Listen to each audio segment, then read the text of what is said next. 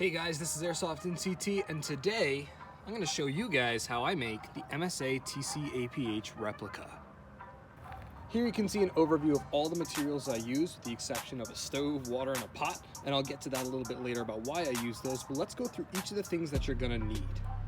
First and foremost, you're going to need a base helmet. These are Pasget M88 helmets. These are replicas, very inexpensive Airsoft plastic ones, but this is the base helmet that you use, and I will link these in the description below. Second most important thing you're going to need is a Dremel. You're going to need both bits, the sander bit as well as the actual cutting bit, and you could need the drill bit too if you don't have a drill on hand, which I use a drill, but you can use this as well, so I'm just going to leave that in as is. You're also going to need a lot of glue. Loctite, the super glue, the ultra gel control is absolutely my favorite, although E6000 is a good substitute, or if you just want to use something that's a little more readily available, I guess you can say. You're also going to need some sandpaper. This is some really rough removal sandpaper.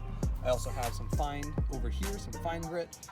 You're also going to need a hairdryer or some other kind of heat application source, a pair of pliers, as well as your paint. Now this paint right here is the closest I found to the actual APH color. On camera it shows up pretty light, but in person it is kind of a dark olive. It is the Krylon Ultra Flat specialty camouflage paint. Works really well and is pretty darn close to the color of the actual APH. Now if you want to do some camo color schemes, like the one I have back there, a lot of guys painted theirs tan. This is the Rust-Oleum in tan, and then I've also got Rust-Oleum brown to give it some kind of variation in the color, as well as no matter what, you're gonna need some matte clear kind of coverage, and this is what I use. I use the Rust-Oleum American Accents 2X Ultra Cover in matte clear. And as always, safety is #1 priority. First thing you're gonna need to do is empty out this into a shell. If you take a look on the inside, you're going to see all of this kind of cheap Pasget liner. Let's get ready to tear that out. Now, if you've got some scissors, it's gonna help you in this process, but just first cutting the cheap nylon liner is gonna help you get access to the actual metal rivets that you need to cut out. And again, I would cut all of the ones on the inside here. I wouldn't worry about the chin strap area, aside from just cutting that out because that's gonna be cut off anyway. But once you get all that done, it should look something like this. So from here is where the hairdryer comes in. As you guys can see, there's this rubber liner, but we don't want to just absolutely chop that off. So we're gonna pull that off very gently, and you can use the hairdryer to warm that up. Right now it's about 60 degrees out here, which is kind of nice. So I don't really need to. It actually is starting to come off already, which is just a testament to the absolute quality of this. As you can see, it's very easy to peel off.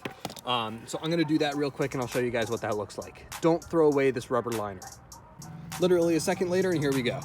That easy. I just peeled that right off, but don't get rid of this because this is going to be super important when we actually make the liner for the helmet. You're going to want to cut off that entire front lip. You can just make a straight 90-degree angle here if you want, but that would be the easiest one to just get all the way off because there's nothing you really got to follow for that. So there you go. It's really rough, but don't worry, we're going to sand that down. Kind of looks like a Mitch helmet right now.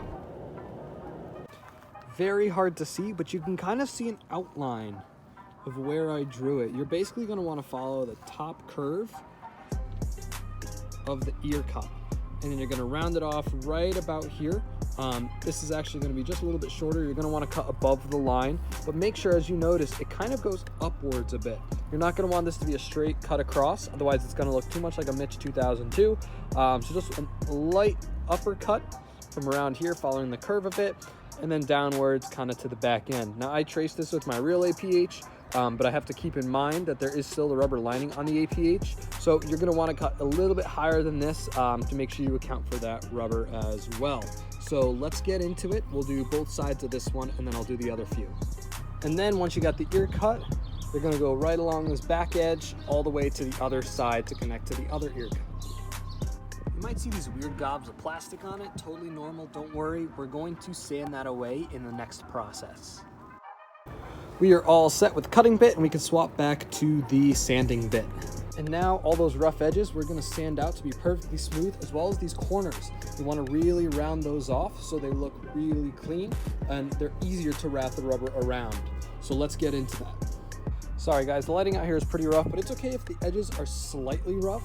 As long as that bottom corner is rounded off and flows smoothly into the back portion of the helmet, you'll be okay there. Now, something I forgot to mention is this finalized version doesn't have all those holes sticking around like this. So we got to find a way to fill them up, and that's using the steel stick. So from JB Weld, use the steel stick, and you fill up the holes with the putty. You wait for about 5 minutes, give it an hour to fully cure, and then we're gonna sand them down smooth before we do anything else. So now that all of those holes are sealed, we're gonna let that putty dry, but let's turn to the rubber liner. Now, these things are pretty well shaped, but the problem is we're not using the outside. In fact, we're going to turn these inside out and use the flatter part to actually line our helmets on the outside. So I'll show you what that's gonna look like in a bit, but before we even do that, we need to make sure that these are malleable enough for us to attach them to the helmet. So we're gonna put them in some warm water, let them sit for a while, and then we'll be able to attach them to the helmet because they should be bendable enough for us. So let's give that a shot. Now that we've got some weird looking pasta, this stuff is pretty noodly. There's still a slight shape to it, at least like a rounded shape that it wants to naturally fit in. That's fine. That's really easy to do. We just got to make sure we dry these fully, which I'm going to do with spinning it around really fast. And then also I've got my hair dryer still. So I'm just going to dry those out, and then I will start applying them. Just to show you guys what I mean by applying it inside out.